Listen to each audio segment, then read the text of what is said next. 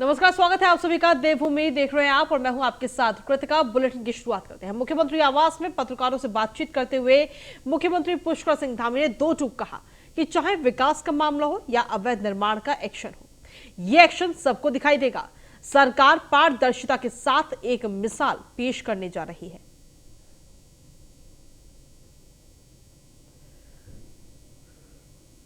हो या अवैध निर्माण का मामला हो, अब उत्तराखंड में ऐसा समय आएगा कि जहां निर्णय होंगे और निर्णय धड़ाधड़ होंगे।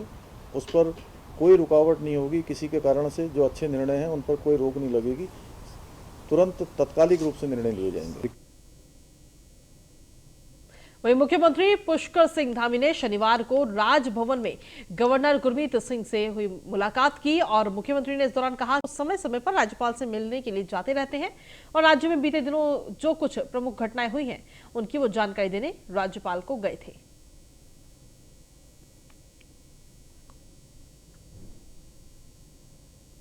राज्यपाल जी से अक्सर मिलने जाता हूं क्योंकि 2-3 घटनाएं यहाँ पर हुई हैं। तो राज्यपाल जी हम लोगों के संरक्षक हैं, हमारी संवैधानिक संस्था के हेड हैं, तो उनको सारी जानकारी हमें देने के राज्यपाल जी से। वहीं अंकिता भंडारी हत्याकांड में मुख्यमंत्री पुष्कर सिंह धामी ने बड़ा एक्शन लेते हुए मुख्य आरोपी पुलकित आर्य के भाई अंकित आर्य को पिछड़ा वर्ग आयोग के उपाध्यक्ष पद से हटा दिया है। इसके साथ ही बीजेपी ने पुलकित आर्य के पिता विनोद आर्य और भाई अंकित आर्य को पार्टी से भी निकाल दिया है।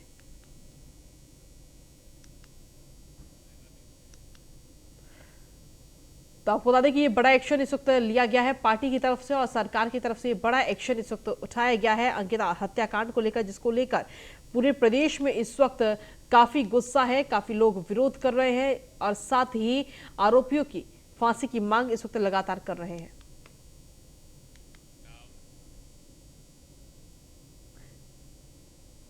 अंकिता भंडारी की हत्या से पूरा उत्तराखंड इस वक्त सुलग गया है।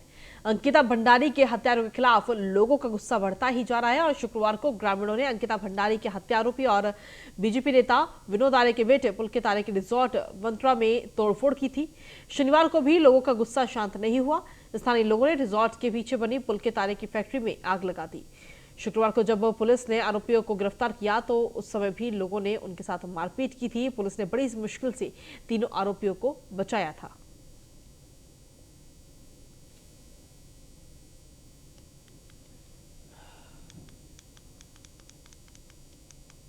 वहीं अंकिता भंडारी के हत्याकांड केस से गुस्साए लोग आरोपियों को फांसी की सजा देने की मांग कर रहे हैं।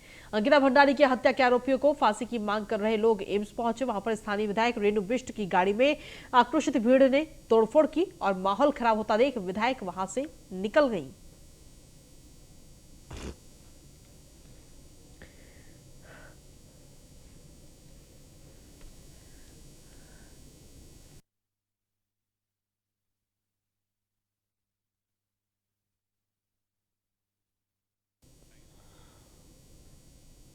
वहीं मुख्यमंत्री पुष्कर सिंह धामी ने अंकिता हत्याकांड पर मीडिया से खुलकर बातचीत की है।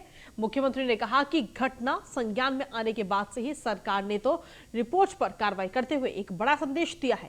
मुख्यमंत्री पुष्कर सिंह धामी का कहना है कि मामले में जल्द से जल्द आरोपियों को सजा मिले, इसके लिए सरकार फास्ट ट्रैक कोर्ट में जाने से कोई गुरेज नहीं करेगी।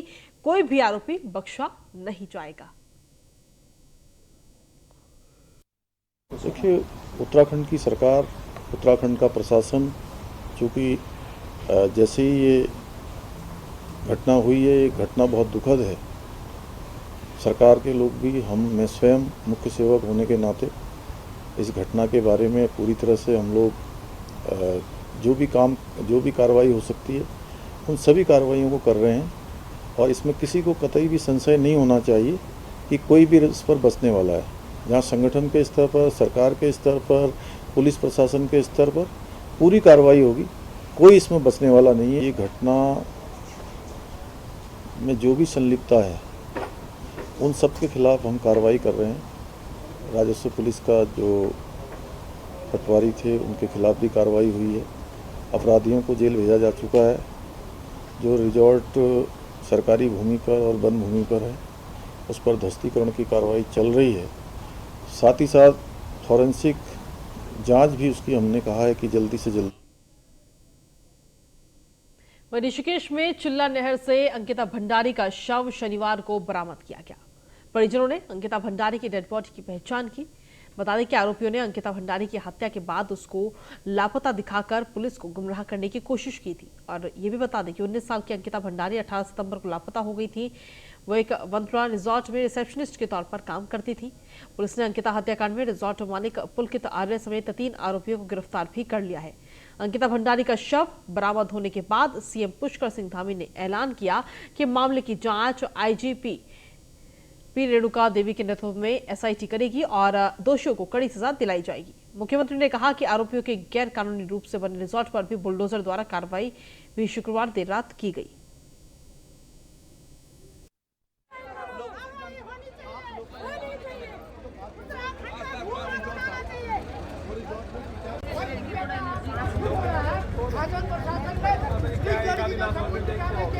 क्या होगा, क्या करेंगे,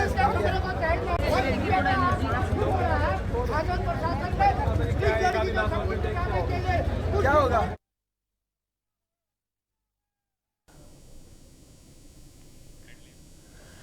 तो अंकिता भंडारी का एम्स में पोस्टमार्टम हुआ है। फिलहाल ये 6 तस्वीरें इस वक्त आपको दिखा रहे हैं। पहली तस्वीर जब अंकिता का मर्डर किया गया और दूसरी तस्वीर में देख रहे हैं आप कि आरोपी को गिरफ्तार भी समय रहते ही कर लिया गया है।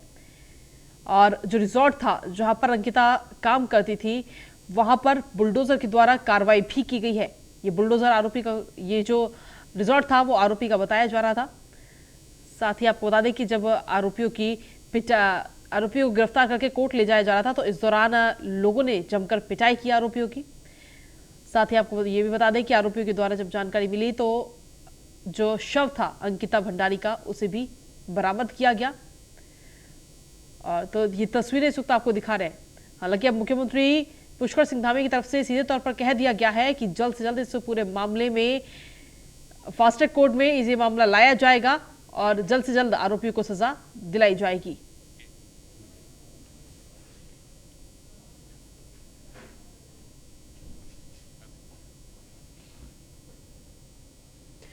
तो अंकिता मर्डर केस में अब तक क्या कुछ हुआ है वो बता रहे हैं आपको। 18 सितंबर को आरोपियों के साथ ऋषिकेश के लिए अंकिता गई थी। 18 सितंबर को ही नहर में धक्का देकर के अंकिता भंडारी की हत्या कर दी गई।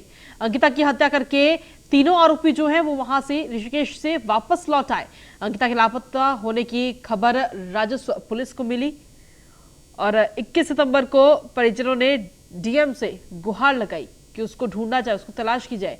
डीएम से मामला रेगुलर पुलिस को सौंपने की मांग की गई। 22 सितंबर को मामला रेगुलर पुलिस को ट्रांसफर किया गया और इस पूरे मामले में एसएसपी पौड़ी ने टीम बनाकर मामले की जांच भी की है। 22 सितंबर को रिजॉर्ट मालिक पुलकित आर्य समेत 3 लोगों को अरेस्ट किया गया और 23 सितंबर को पुलकित आर्य ने हत्या की बात को कबूल भी कर लिया। 23 सितंबर को वंतरा रिजॉर्ट में प्रशासन ने बुलडोजर चलवाया। 24 सितंबर को चिल्ला नहर में अंकिता की डेड बॉडी बरामद की गई। अंकिता हत्याकांड की जांच के लिए एसआईटी टीम का गठन फिलहाल अब किया जा चुका है। सीएम पुष्कर सिंह धामी ने कहा है कि दोषियों को कड़ी सजा दिलवाई जाएगी।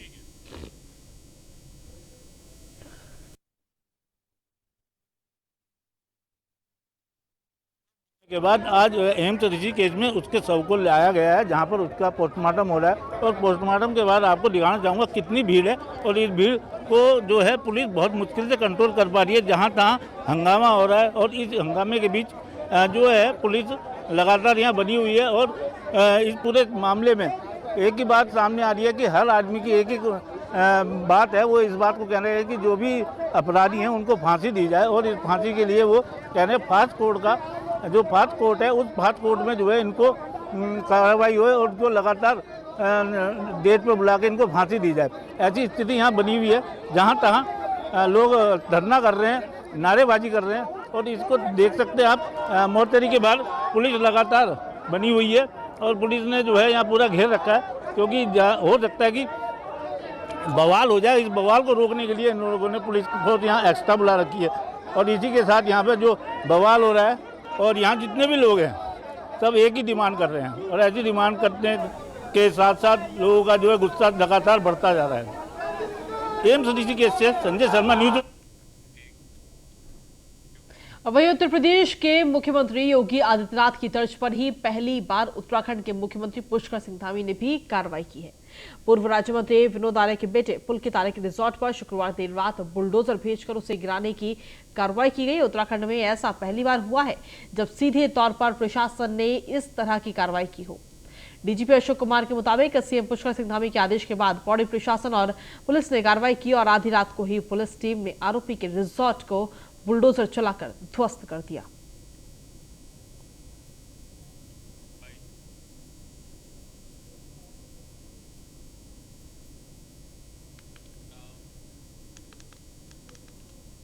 उत्तराखंड के पौड़ी गढ़वाल निवासी high profile Ankita murder case में मुख्यमंत्री पुष्कर सिंह धामी की सख्ती के बाद अब पुलिस एक्शन में है। पुलिस महानिदेशक अशोक कुमार ने न्यूज 1 इंडिया के विशेष संवाददाता सुदीप जैन से खास बातचीत की और कहा कि आरोपियों के खिलाफ अदालत में 1 महीने में चार्जशीट दाखिल करते हुए सख्त सजा दिलाई जाएगी। पुलिस महानिदेशक ने कहा कि अब ऐसे इलाके जहां तेजी से निर्माण गतिविधियां बढ़ी हैं, ऐसे इलाके जहां मुख्यमंत्री के निर्देशों पर अब प्रस्ताव बनाकर रेगुलर पुलिस को दिए जाएंगे। अंकिता मर्डर केस में तीनों आरोपी अरेस्ट कर लिए गए हैं और अंकिता का शव बरामद हो चुका है। पुलिस ने बहुत कम समय में विवेचना करते हुए सभी साक्ष्य को जुटा रही है और अंकिता का शव बरामद कर लिया गया। हमारे साथ पुलिस महानिदेशक अशोक कुमार हैं। इनसे पूछते हैं कि विवेचना में भी तक क्या क्या जानकारियां सामने आई और पुलिस की अगली रणनीति क्या है ताकि आरोपियों को जल्द सख्त सजा मिले। सर, इस केस में रेवेन्यू पुलिस से देर से मामला आप लोगों को मिला, लेकिन करीब 24 से 30 घंटे के अंदर काफी हद तक पुलिस अपनी लाइन पर आ गई। अब आगे फर्दर सर इसमें क्या है और क्या लगता है कौन क्या अन्य लोग भी शामिल हो सकते हैं?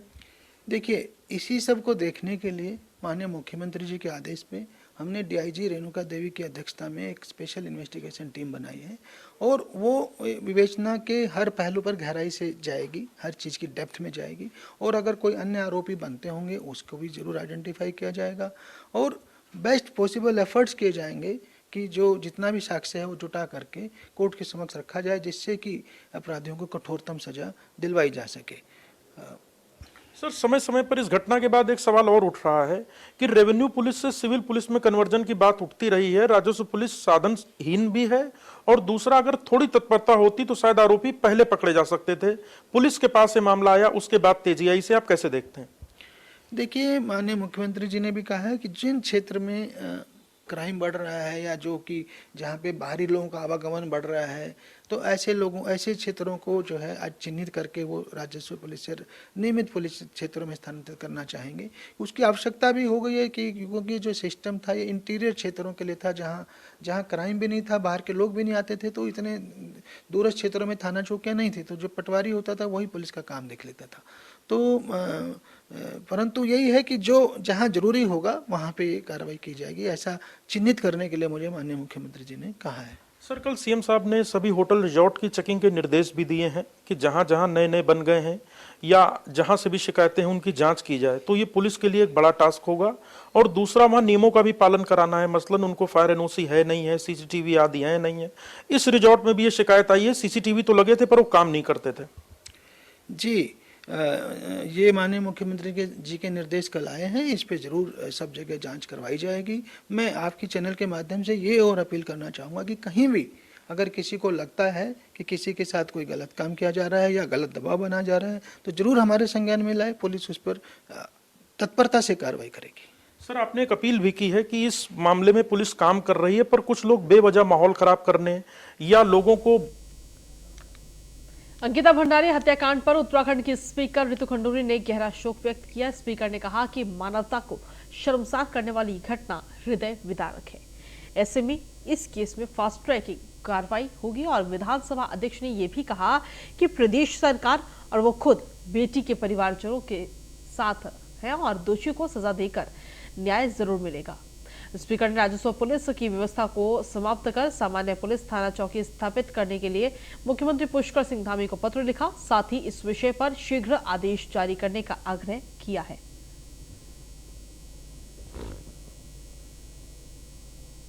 ये 4-5 दिन से ये मामला चल रहा था और डीएम पौड़ी, एसएसपी पौड़ी से और एसडीएम कोटद्वार जो इंचार्ज यमकेश्वर भी हैं, मेरी लगातार उनसे बातचीत चल रही थी और बहुत दुखद है कि एक नौजवान बेटी उत्तराखंड में खोई है और इस सिचुएशन में खोई है।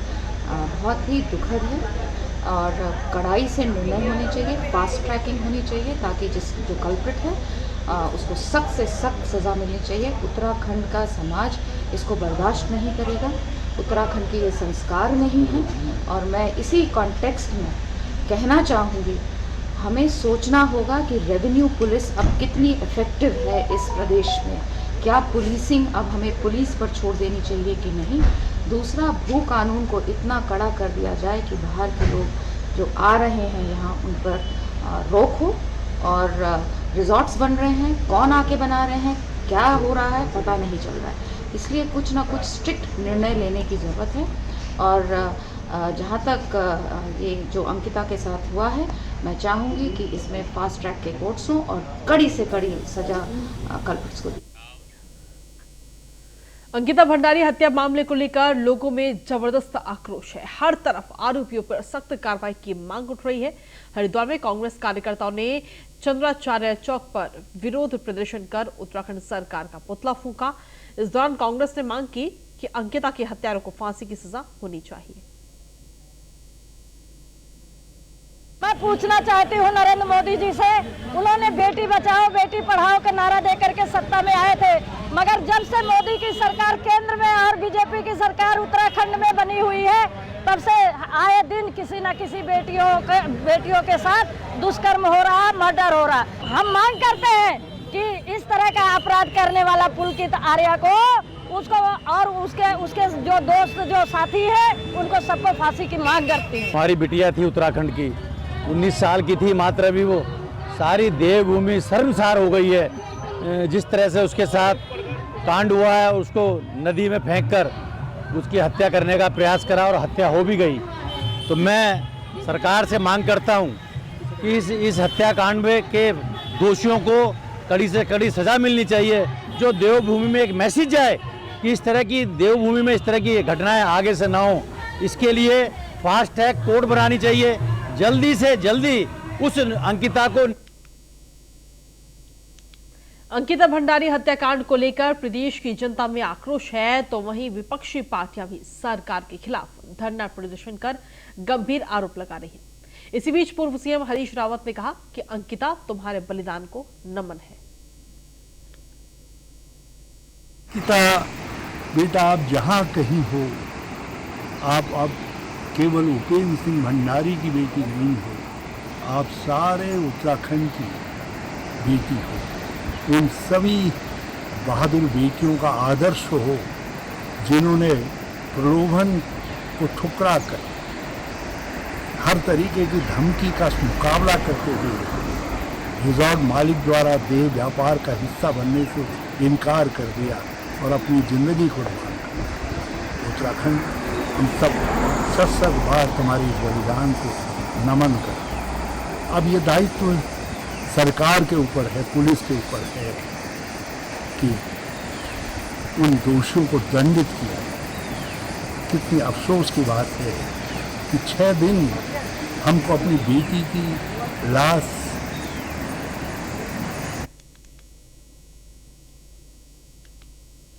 पौड़ी की बेटी अंकिता भंडारी को न्याय दिलाने के लिए लोग अब सड़कों पर उतर रहे हैं। आक्रोशित इस शहर के लोगों ने सिर्फ सड़कों पर जाम लगाया नहीं, बल्कि दुकानें भी बंद रखी। गुस्साए लोगों ने हत्याकांड में शामिल आरोपियों को फांसी की सजा दिलाए जाने की मांग कर रहे हैं। जिस तरह से ये बोलते हैं कि बेटी पढ़ाओ बेटी बचाओ, तो इस कार्यक्रम में हम ये बताना चाह रहे हैं कि ये एक बेटी के साथ बहुत ही गलत हुआ है। और जिस तरीके से सभी यहाँ पे खड़े हो रखे हैं और मांग कर रहे हैं कि एक बेटी के साथ ऐसा नहीं होना चाहिए। वे हम इसके लिए जस्टिस चाहते हैं, जो उसके दुष्कर्म किया, जिन्होंने उसके साथ गलत काम किया है, उनको फांसी दी जाए। राज्य सरकार से सिर्फ हम यही निवेदन करते हैं कि हमें जान के बदले जान चाहिए और अंकिता के हत्यारों को फांसी चाहिए। जैसे शुरुआत में जो हालात थे, जैसे कि अंकिता के पिता ने बताया कि पटवारी द्वारा उसका बिल्कुल साथ नहीं दिया गया और पटवारी द्वारा इस पर लाग लपेट करते हुए इस केस को उलझाया गया था। लेकिन उसके बाद जब मीडिया से दबाव बना, स्थानीय लोगों के कारण दबाव बना, उसके बाद जो ये रेगुलर पुलिस को जांच गई और उसके बाद आरोपी गिरफ्तार हुए। और उसके से पहले जैसे कि देखने में आ रहा था कि जो राज्य मंत्री खुद मीडिया में बयान देता है कि मेरा बेटा इसमें संलिप्त नहीं है और अंततः वही आरोपी पाया जाता है। पौड़ी की जनता है, उसकी यही मांग है कि इन लोगों को फांसी की सजा दी जाए, जिससे कि आने वाले समय में कोई भी व्यक्ति इस तरह का कुकृत्य करने से पहले सोच। उत्तराखंड में अंकिता भंडारी हत्याकांड मामले में सियासत अब गर्मा चुकी है। कांग्रेस ने इस हत्याकांड पर प्रदेश भर में विरोध प्रदर्शन किया, तो वहीं देहरादून में इसले हॉल चौक पर भी कांग्रेसियों ने धामी सरकार का पुतला दहन कर सरकार के खिलाफ जमकर नारेबाजी की। कांग्रेस नेताओं ने राज्य सरकार पर साक्ष्य मिटाने का भी आरोप लगाया है। इस प्रदर्शन के माध्यम से हम सरकार को बताना चाहते हैं कि आपको नैतिकता के आधार पर पूरे मंत्रिमंडल के साथ मुख्यमंत्री को इस्तीफा दे देना चाहिए। वो एविडेंस को मिटा रहे हैं और राष्ट्रीय स्वयंसेवक का और भारतीय जनता पार्टी का चेहरा है जो दिखाई दे रहा है। एक बेटी के साथ अन्याय हो रहा है, हमें न्याय चाहिए उस बेटी के लिए। और जितने अपराधी हैं, बलात्कारी हैं, जो यौन शोषण करते हैं महिलाओं का, इन सब फांसी पे चढ़ाया जाए। फास्ट ट्रैक कोर्ट के माध्यम से जल्दी केस को अंतिम छोर तक पहुंचाया जाए। हमारे उत्तराखंड में एक बेटी के साथ इतना बुरा, इतना मतलब मैं बयां भी नहीं कर सकती, क्योंकि मैं भी एक माँ हूँ, मेरी भी 2 बेटियां हैं, और किस तरीके से उस बेटी की इन्होंने हत्या कर डाली है। और मुकरा जा रहा था कि हमें नहीं पता और ये हमने ये सब नहीं किया है। और एक बात और मैं आपको बताना चाहती हूँ कि जब कल उस घिनौने अपराधी का बाप जब वहाँ पहुंचा चौकी में, तो वहाँ पे पुलिस की ओर से उसको चाय परोसी जा रही थी। तो आप ये बताइएगा कि हत्यारों को आप चाय दे रहे हैं और उसके माँ बाप वहाँ बिना पानी के भटक रहे थे जब थाने में, तो आपका ये फर्ज नहीं था कि उनको पानी के लिए भी पूछते?